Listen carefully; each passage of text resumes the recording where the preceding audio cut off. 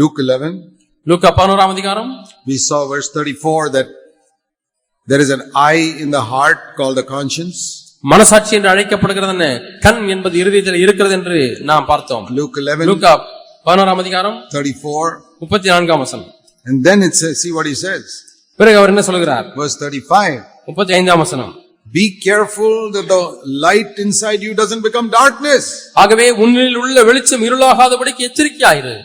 That means be careful that your conscience doesn't die completely. உன்னுடைய மனசாட்சி முற்றிலுமாய் மரித்து போகாதபடிக்கு நீ எச்சரிக்கை உள்ளவனாயிரு. It's like a light that is fused now. ஒரு பல்ப் எரிந்து கொண்டிருந்தது, இப்பொழுது ஃபியூஸ் ஆகி போய்விட்டது. That is a terrible condition. அது பரிதாபமான கொடிய ஒரு நிலைமை. I have actually seen that happen in one or two people. ஒன்று இரண்டு மக்களுடைய வாழ்க்கையிலே இது நடப்பதை நான் அப்படியே கண்ணெதிரே பார்த்திருக்கிறேன். That means the Holy Spirit tells them through their conscience, பரிசுத்த ஆவியானவர் மனசாட்சியின் மூலமாக சொல்கிறார், you have sinned. நீ பாவம் செய்து விட்டாய். And the Holy Spirit keeps on saying to that person, you have sinned, you have sinned. நீ பாவம் செய்து விட்டாய், நீ பாவம் செய்து விட்டாய் என்று பரிசுத்த ஆவியானவர் தொடர்ந்து பேசிக்கொண்டே இருக்கிறார். Confess it to God. அதை தேவனிடத்தில் அறிக்கை செய். Go to that person, ask forgiveness. அந்த நபரிடத்திலே போய் மன்னிப்பு கேளு. You say no. இல்லை, நான் கேட்க மாட்டேன். No. இல்லை. No. இல்லை. Finally you sin against the Holy Spirit, there's no more forgiveness. மாட்டேன் மாட்டேன் மாட்டேன் என்று சொல்லிக் கொண்டே இருந்தால் கடைசியாக நீங்கள் பரிசுத்த ஆவியானவருக்கு விரோதமாகவே பாவம் செய்கிறீர்கள், மன்னிப்பே இல்லை. It says don't even pray for such a person. அப்படிப்பட்ட நபருக்காக ஜெபிக்க வேண்டாம் என்று, ஜெபிக்க கூட வேண்டாம் என்று வேதம் சொல்கிறது. 1 John 5 verse 16. 1 யோவான் 5ஆம் அதிகாரம் 16ஆம் வசனம். Whenever you see a brother committing a sin, உன் சகோதரன் பாவம் செய்வதை நீ காண்பாயானால், it says pray for him. அவனுக்காக JP. If you see somebody sinning and he is your brother with whom you have a relationship, ஒருவன் பாவம் செய்கிறதை பார்க்கிறாய், அவன் உனக்கு சகோதரனாய் இருக்கிறான், pray for him. அவனுக்காக வேண்டுதல் செய். If you see an elder brother committing a sin, pray for him. மூப்பர் பாவம் செய்வதை நீங்கள் பார்க்கிறீர்கள், அவருக்காக ஜெபியுங்கள். But ஆனால் if you see a brother, see verse 6, 1 John 5:16. 1 யோவான் 5:16. If you see your brother committing a sin not leading to death, he shall ask and God will give him life. மரணத்துக்கு ஏதுவில்லாத பாவம் செய்கிற ஒரு சகோதரனுடைய காரியத்துக்காக வேண்டுதல் செய்தால் அப்பொழுது ஆண்டவர் அதை கேட்டு ஜீவனை கொடுப்பார். He'll give life to those who commit sin not leading to death. மரணத்துக்கு ஏதுவில்லாத பாவம் செய்தவர்களுக்கே அவர் ஜீவனை கொடுப்பார். There is a sin. வேண்டுதல் செய்யும் பொழுது There is a sin leading to death. மரணத்துக்கு ஏதுவான பாவமும் உண்டு. In that case, he says, don't pray. அந்த காரியத்திலே ஜெபிக்க வேண்டாம் என்று அவர் சொல்கிறார். Have you ever thought of that verse? இந்த வசனத்தை எப்பொழுதாவது சிந்தித்திருக்கிறீர்களா? That means you kill your conscience, kill your conscience, kill your conscience, kill your conscience. மனசாட்சியை கொலை செய்து கொலை செய்து கொலை செய்து finally the light becomes, like Jesus said, darkness. கடைசியாக அங்கே இருக்கக்கூடிய ஒளியானது இருளாய் மாறிவிட்டது. There's nothing you can do about it. அங்கே ஒன்றுமே இனிமேல் செய்ய முடியாது. You know, it said about Jesus that he will not quench the smoking flax. மங்கி எரிகிற திரியை அணையாத தேவன் என்று. That means there's still some smoke coming out. இன்னும் கொஞ்சம் அங்க புகை வந்து கொண்டே இருக்கா? Put some. இன்னும் ஊதி ஊதி ஊதி ஊதி blow it will come up. ஊதி ஊதி ஊதி ஊதி அது நெருப்பு வந்து அது எரிய ஆரம்பித்து விடும். But if that smoke also dies out completely, கொஞ்சம் கொஞ்சம் இருக்கக்கூடிய அந்த புகையும் முழுமையாய் மரித்து விட்டது என்றால், you know how it is. Then even if you blow and blow, nothing is going to happen. அது இவ்வளவுதான் ஊதி ஊதி காற்று அடித்தாலும் அது பற்றாது. So that's a very serious thing. ஆகவே இது சீரியஸான ஒரு காரியம். To sin against the Holy Spirit. பரிசுத்த ஆவியானவருக்கு விரோதமாய் செய்யக்கூடிய பாவம். That means the Holy Spirit speaking to you. பரிசுத்த ஆவியானவர் உங்களோடு கூட பேசிக்கொண்டே Set that matter right with God. தேவனோடு கூட இந்த காரியத்தை சீர்பொருந்து. Set that matter right with man. மனிதனோடு கூட இந்த காரியத்தை சீர்பொருந்து. No, tomorrow. நாளைக்கு பாத்துக்கலாம். You know that old proverb, tomorrow never comes. பழைய பழமொழி தெரியுமா? நாளை என்பது வருவதே இல்லை. Tomorrow never comes. நாளை என்பது வருவதே இல்லை. The Bible says now is the day of salvation. இன்று இரட்சணிய நாள் என்று வேதம் சொல்கிறது. Not today. இப்பொழுது. Now. இப்பொழுது இரட்சணிய நாள். 2 Corinthians 6. 2 கொரிந்தியர் 6ஆம் அதிகாரம் verse 2. இரண்டாம் வசனம். Last part. 2 கொரிந்தியர் 6ஆம் அதிகாரம் இரண்டாம் வசனத்தின் பின்பகுதி. It does not say today is the acceptable time or today is the day of salvation. It says now. இன்றே அனுக்கிரக காலம், இன்றே இரட்சணிய நாள் என்று சொல்லவில்லை. இப்பொழுதே அனுக்கிரக காலம், இப்பொழுதே இரட்சணிய நாள். Not today. இன்றைக்கு அல்ல, not this afternoon, இன்றைக்கு மதியம் அல்ல, now, இப்பொழுது, now. இப்பொழுது. What is the meaning of that? அதே பொருள் என்ன? If a thorn gets into your foot, உன்னை காலிலே முள் குத்தும் பொழுது, don't say you will take it out in the afternoon. மதியானம் எடுத்துக்கொள்கிறேன் என்று சொல்ல வேண்டாம். You never say that. நீங்கள் அப்படி சொல்வதில்லை. Now is the time to take it out of your foot. இப்பொழுதே அந்த முள்ளை உங்கள் காலில் இருந்து பிடுங்க வேண்டும். Matthew chapter 5. மத்தேயு 5ஆம் அதிகாரம் Verse 22. 22ஆம் வசனம். Everyone who is angry with his brother is guilty before the court. மத்தேயு 5ஆம் அதிகாரம் 22ஆம் வசனம். தன் சகோதரன் மேல் நியாயமில்லாமல் கோபித்துக் கொள்கிறவன் நியாயத்தீர்ப்புக்கு ஏதுவாயிருப்பான். Whoever says to his brother Raka, you'll be guilty before the Supreme Court. தன் சகோதரனை வீணன் என்று சொல்லுகிறவன் ஆலோசனை சங்கத்திற்கு. Whoever says you fool will be guilty to go to hell. மூடன் என்று சொல்லுகிறவன் எரிநரகத்துக்கு ஏதுவாயிருப்பான். In other words, you have anger in your heart, you're already guilty.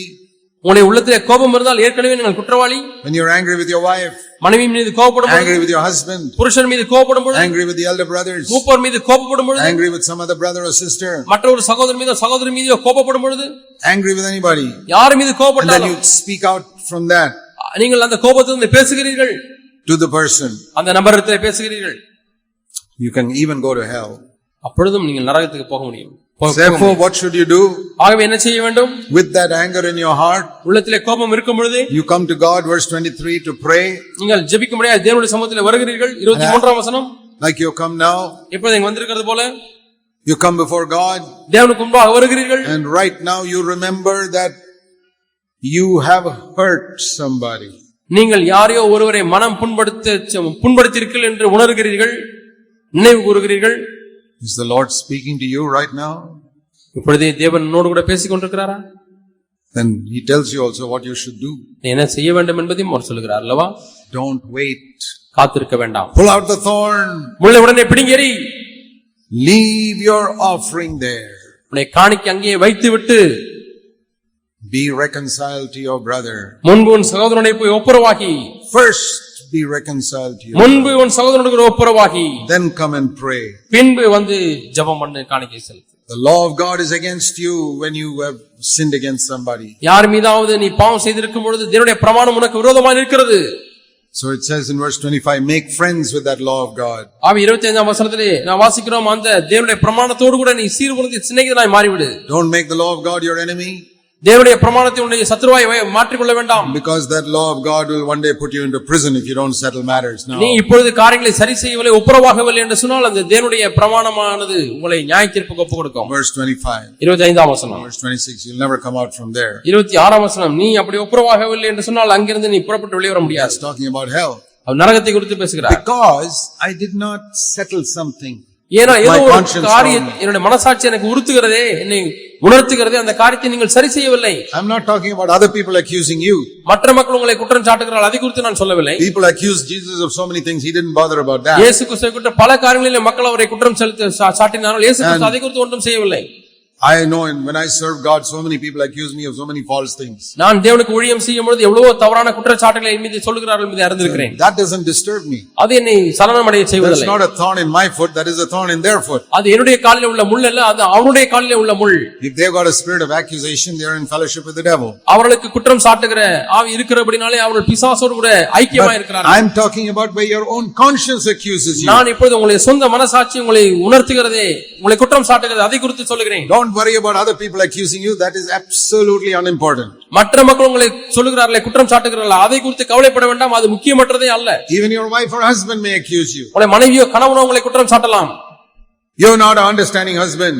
நீ என்னை புரிந்து கொள்ளாத ஒரு கணவனாய் You're இருக்கிறாய். not a submissive wife. நீ எனக்கு அடங்காத ஒரு மனைவியாய் இருக்கிறாய். Don't bother about those accusations. அதை குறித்து இப்படி குற்றச்சாட்டுகளை குறித்து நீங்கள் அக்கறைப்பட வேண்டாம். Your partner is in fellowship with the devil, that's why he's accusing. உங்களுடைய வாழ்க்கை துணையானவர் சாத்தானோடு கூட ஐக்கியப்பட்டிருக்கிறார், ஆகவே தான் உங்களை குற்றம் சாட்டுகிறார். What about your own conscience? உங்களுடைய சொந்த மனசாட்சியை குறித்து என்ன? Does your conscience tell you that you have not been a submissive wife? நீ அடங்காத ஒரு மனைவியா இருக்கிறாய், அல்லது நீ அடங்கி போகிற ஒரு மனைவியா இருக்கவில்லை என்று மனசாட்சி உங்களை உணர்த்துகிறதா? Does your conscience tell you that you have not loved your wife? I tried to love your wife like Christ loved the church. உங்களுடைய மனைவியை நீ நேசிக்கவில்லை, அல்லது கிறிஸ்து சபையை நேசித்தது போல நீ நேசிப்பதற்கு பிரயாசம் கூட எடுக்கவில்லை என்று சொல்லி உங்களுடைய மனசாட்சி உங்களை குற்றப்படுத்துகிறதா? Does your conscience tell you that you have not loved your fellow believer? உங்களை சக விசுவாசியை நேசிக்கவில்லை என்று உங்களுடைய மனசாட்சி உங்களை உறுத்துகிறதா?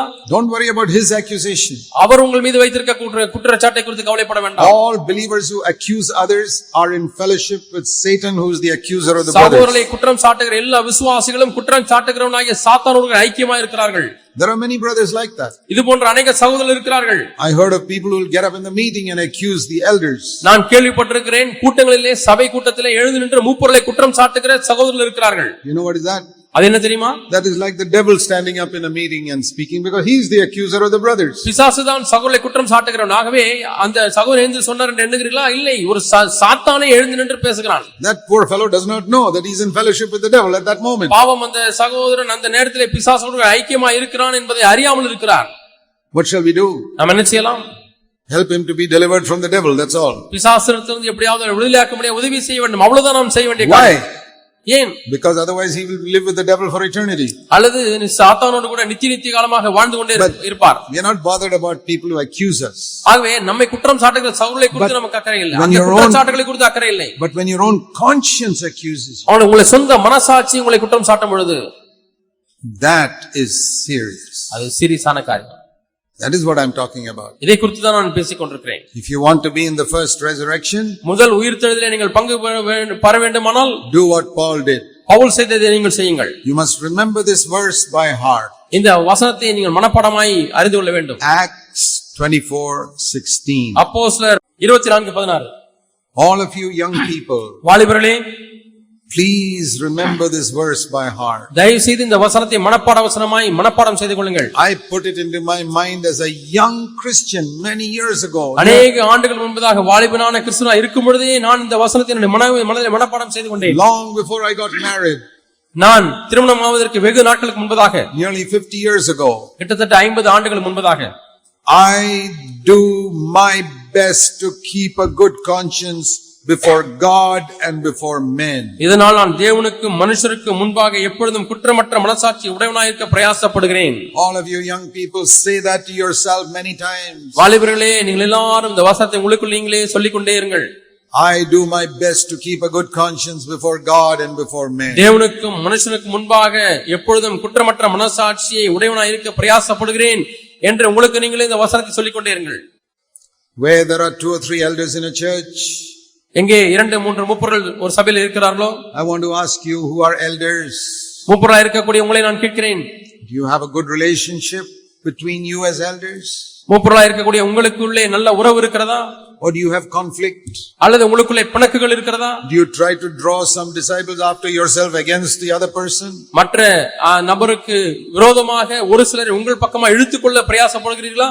That is like the BJP Congress conflict. அது பிஜேபிக்கும் காங்கிரசுக்கும் உள்ளதான சண்டை போல. That is in politics, not in the church. அது அரசியலில் தான் காணப்பட வேண்டும், சபையிலே அல்ல. Here we are called to cooperate and work together with one another. இங்கே ஒருவரோடு இசைந்து செயல்பட வேண்டும் என்று நாம் அழைக்கப்பட்டிருக்கிறோம். See if your conscience convicts you about these things. இவ்விதமான காரியங்களை குறித்து உங்களுடைய மனசாட்சி உங்களை குற்றப்படுத்துகிறதா என்று யோசித்து பாருங்கள். See if you have behaved in pride towards others. மற்றவர்கள் மீது நீங்கள் பெருமையிலே நடந்து கொள்கிறீர்களா? உங்களுடைய நடத்தை அப்படி இருக்கிறதா என்று யோசித்து பாருங்கள். I told you that I don't like to sit on a platform. நான் ஒரு மேடையிலே உட்கார நான் விரும்புவதில்லை என்று உங்களுக்கு ஏற்கனவே சொன்னேன். And I'll tell you why. ஏன் என்று உங்களுக்கு சொல்கிறேன். Because Jesus said, ஏனால் இயேசு சொன்னார், Matthew 23, மத்தேயு 23ஆம் அதிகாரம் verse 8. 8ஆம் வசனம், don't be called rabbi because only one is your teacher. மத்தேயு 23:8, நீங்களோ ரபி என்று அழைக்கப்படாதீர்கள். Don't be called father because only God is your father. தேவனே உங்களுக்கு பிதாவா இருக்கிறபடினாலே பூமியிலே ஒருவனே உங்கள் பிதா என்று சொல்லாதீர்கள். Don't be called leader because only Jesus Christ is your leader. கிறிஸ்து ஒருவரே உங்களுக்கு குருவா இருக்கிறார், தலைவரா இருக்கிறார், ஆகவே நீங்கள் குருக்கள் என்று அழைக்கப்படாதீர்கள், யாரையும் அழைக்காதீர்கள். Then what are we? பின்னர் நாம் எல்லாரும் யார்? Verse 8, we are all brothers. நாம் எல்லாரும் சகோதரர்களாய் இருக்கிறோம். That is why I never allow anybody to call me pastor. 8ஆம் வசனத்திலே இப்படி சொல்லப்பட்டிருக்கிற அப்படினாலே தான் நான் யாரையுமே என்னை பாஸ்டர் என்று அழைக்க நான் அனுமதிப்பதில்லை. Or reverend or right reverend. Reverend என்றோ ரைட் ரெவரண்ட் என்றோ அழைக்கப்பட விரும்பவில்லை, அழைக்க அனுமதிப்பதும் இல்லை. Or sir. அல்லது ஐயா. I remember in Kerala one man called me sir. கேரளாவிலே ஒருவர் இடத்துல வந்து சார் என்று அழைத்தார். I said that's not my name. நான் உடனே சொன்னேன், அது ஏன் பேர் இல்லைங்க. It's not sir, it is Zac. Sir இல்ல, நான் ஜாக் என்று சொன்னேன். Please correct yourself. ஆகவே நீங்க இனிமே கொஞ்சம் திருத்திக் கொள்ளுங்கள் என்று சொன்னேன். What are we? நாம் யார்? We are all brothers. நாம் எல்லாரும் சகோதரர்களாய் இருக்கிறோம் என்று 8ஆம் வசனம் வாசிக்கிறோம். If you want one more title, இன்னும் ஒரு பட்டம் உங்களுக்கு வேண்டுமா? that is even better title. அதை காட்டிலும் மேன்மையான ஒரு பட்டம். Verse 11. 11ஆம் வசனம். We are all servants. நாம் எல்லாரும் வேலைக்காரர்கள். Would you like somebody to call you velakaran? யாராவது உங்களை பார்த்து வேலைக்காரா என்று நீங்கள் கூப்பிட்ட சந்தோஷமா இருப்பீங்களா? You must love that title. அந்த பேரை நீங்க நேசிக்க வேண்டும். I like that title. எனக்கு அந்த பட்டம் ரொம்ப பிடிக்கும். Velakaran Zac. வேலைக்காரன் chalk. You must love that. நீங்கள் அதை நேசிக்க வேண்டும். Jesus said it. இயேசு அதை சொல்லியிருக்கிறார். Brother and servant. சகோதரர்கள், வேலைக்காரர்கள். That's why we don't like to sit higher than other people. ஆகவேதான் மற்ற மக்களை காட்டிலும் உயரமான ஒரு இடத்துல உட்கார விரும்புவதில்லை. Anyway, that may be necessary for other reasons, but in our heart we must not have that attitude. பிற காரணங்களுக்காக சில சமயத்தில் உட்கார வேண்டியிருக்கிறது. ஆனால் உள்ளத்திலே அப்படிப்பட்ட காரியத்தை வாஞ்சிக்க. In my heart I must not elevate myself over the youngest brother in the church. சபையிலே இருக்கக்கூடிய வயதில குறைந்த ஒரு சகோதரனை காட்டிலும் நான் எந்த அளவு என்னை உயர்த்துவதற்கு பிரயாசப்படவே கூடாது. I am not his father. நான் அவனுடைய தகப்பன் அல்ல, பிதா அல்ல. I am his brother. நான் அவனுடைய சகோதரன். In Bangalore, பெங்களூர்ல, you know, the children in Sunday school, they go to Sunday school till they are 14 years old. 14 வயசு வரைக்கும் இருக்கக்கூடிய பிள்ளைகள் சண்டே கிளாஸ் போகிறார்கள். They call me Uncle Zac, Uncle Zac, Uncle Zac. என்னை அங்கிள் ஜாக் என்று Sunday class பிள்ளைங்க என்னை கூப்பிடுறாங்க. மாமா ஜாக் என்று கூப்பிடுகிறார். I say, okay, up to the age of 14 I will permit that. மாமா எல்லாம் என்று கூப்பிடுவது 14 வயசு வரைக்கும் பரவாயில்ல, அது வரைக்கும் தான் நான் அனுமதிப்பேன் என்று சொல்லியிருக்கிறேன். After that I am your brother. 14 வயசு கடந்து விட்டது என்று சொன்னால் நான் உங்களுடைய சகோதரன். I want you to be my brother in Christ. நீ எனக்குள்ளாய் கிறிஸ்துவுக்குள் சகோதரனாய் இருக்க வேண்டும் என்று நான் விரும்புகிறேன். Even if you are 50 years younger than me. என்னை காட்டிலும் 50 வயது உனக்கு குறைவாய் இருந்தாலும் சரி. You are a brother of Jesus Christ and I am a brother of Jesus Christ. நீ இயேசு கிறிஸ்துவுக்கு ஒரு சகோதரன், நான் இயேசு கிறிஸ்துவுக்கு ஒரு சகோதரன். You are a sister of Jesus Christ. கிறிஸ்துவுக்குள்ளாக நீங்கள் சகோதரிகள். I want to say to all of you older brothers and sisters, வயதிலே முதிர்ந்த சகோதர சகோதரிகள் எல்லாருக்கும் நான் சொல்லுகிறேன், don't follow this worldly habit of trying to be like some senior person. உலகத்தினுடைய பழக்க வழக்கத்தையும் கலாச்சாரத்தை பின்பற்ற வேண்டாம். நான் மூப்பன் அல்லது சீனியர் என்றெல்லாம் அழைக்கப்பட விரும்ப வேண்டாம். Follow me as I follow Christ. நான் கிறிஸ்துவை பின்பற்றுவது போல என்னை பின்பற்றுங்கள். Be a brother. எல்லாருக்கும் ஒரு சகோதரனாய் இருங்கள். Among other brothers. மற்ற சகோதரர்களுக்குள்ளே ஒரு சகோதரனாய் இருங்கள். Be a servant among other servants. மற்ற வேலைக்காரர்கள் மத்தியிலே நீங்களும் ஒரு வேலைக்காரனாக இருந்து விடுங்கள். That is how we will build the church. இப்படித்தான் நாம் சபையை கட்ட விரும்புகிறோம். And if you have not been like that, இது போல இல்லை என்றால் humble yourself now. இப்பொழுதே உங்களை தாழ்த்துங்கள். Otherwise the light inside you will become darkness. அது இல்லாத பட்சத்திலே உள்ளே இருக்கக்கூடியதான ஒளியானது இருளாய் மாறிவிடும். That is what is destroying many churches. இதுதான் இன்றைக்கு அநேக சபைகளை கெடுத்துக் கொண்டிருக்கிறது, அழித்துக் கொண்டிருக்கிறது. You may say that I don't call myself bishop or pastor. நான் என்னை பிஷப் என்றோ பாஸ்டர் என்றோ அழைக்கப்படவில்லை என்று சொல்லலாம். But we can behave like a bishop or a pastor. ஆனால் பாஸ்டரை போல பிஷப்பை போல நம்முடைய நடத்தை காணப்படலாம். The Protestant popes are more dangerous than the Roman Catholic pope. Roman கத்தோலிக்கர் இருக்கக்கூடிய போப்பாண்டவரை விட புராட்டஸ்டன்ட்ல இருக்கக்கூடிய போப்பாண்டவர்கள் அதிக அபாயகரமானவர்கள். The Pentecostal popes and the CFC popes are most dangerous. அதை காட்டிலும் அதிகமாக பெந்தகோஸ்தே சபையில் உள்ள போப்புமார்களும் CFC சபையில் உள்ள போப்புமார்களும் மிகவும் அபாயகரமானவர்கள். People who think other people must listen to me. எல்லா மக்களும் நான் சொல்றதை தான் கேட்கணும். My word is law. என்னுடைய வார்த்தை நான் ஒன்னு சொன்னா அதுவே பிரமாணம். You know what I'll tell people, what I tell people? நான் மக்களுக்கு என்ன சொல்றேன் உங்களுக்கு தெரியுமா? I say, brothers, சகோதரர்களே, if you disobey me, you don't commit a sin. நான் சொல்றதுக்கு நீங்க கீழ்ப்படியாம போயிட்டீங்கன்னா நீங்க பாவமே செய்யல. Make sure you don't disobey God. தேவனுக்கு கீழ்ப்படியாமல் இருந்து விட வேண்டாம். That's all that matters. அவ்வளவுதான் காரியம். Do you elders stamp down on people saying, why didn't you obey me? மூப்பர்ல நீங்க நின்று கொண்டு மேடையிலே நான் சொன்னதுக்கு ஏன் நீங்க கீழ்ப்படியல என்று கேட்கிறீர்களா? You are the CFC Pope. நீங்கள் தான் CFC போப்பாண்டவர். Does your conscience prick you today? இன்றைக்கு உங்களுடைய மனசாட்சி உங்களை குற்றம் சாட்டுகிறதா? Pull out that thorn. அந்த முள்ளை பிடுங்கி விடுங்கள். That is why your life does not have perpetual peace and joy. ஆகவே தான் உன்னுடைய வாழ்க்கையில தொடர்ந்து சந்தோஷமும் சமாதானமும் காணப்படாமல் இருக்கிறது. May God help us to be very sensitive in our conscience. நம்முடைய மனசாட்சியில மிகுந்த உணர்வுள்ளவர்களாய் இருக்க முடியாது. தேவன் நமக்கு உதவி செய்வாராக. You can fool people that you are a very humble person. நான் தாழ்மையானவன் என்று சொல்லி மக்களை வேண்டுமானால் ஏமாற்றிக் கொள்ளலாம். But God knows your hearts. தேவன் உன் இருதயத்தை அறிவார். Blessed and holy is the one who will take part in the first resurrection. முதலாம் உயிர்த்தெழுதலிலே பங்குள்ளவன் பரிசுத்தவானும் பாக்கியவானுமாய் இருக்கிறான். Paul wanted that. அவனுக்கு அது தேவைப்பட்டது.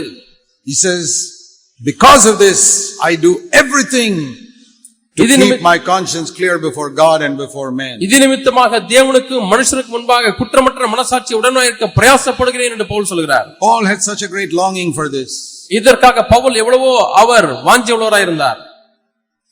He says in Philippians 3:10 பிலிப்பியர் 3:10 அவர் சொல்கிறார் and 11, 11ஆம் வசனம், I want to know Jesus better.